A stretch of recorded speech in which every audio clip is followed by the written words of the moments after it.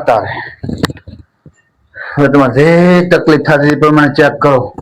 કેમ કેમ છે કેટલો ફેર છે એ તમને ખબર પડશે ફેરમાં તો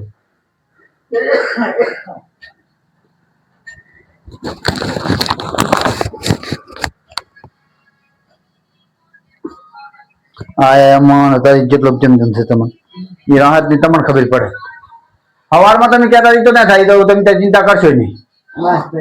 હે સવારમાંથી થતું હતું ને એ ના થાય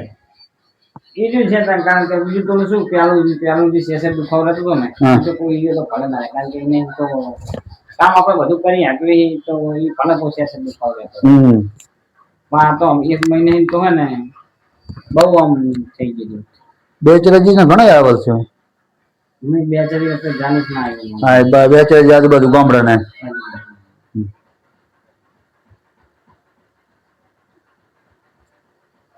ચલો ફેર લાગે તમને હે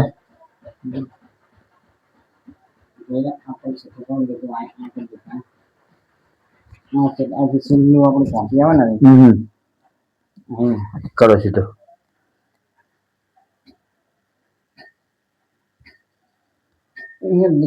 ચા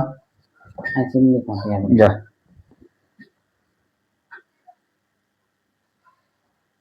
ધંધો કોમડી ના કરતા લા હા કરો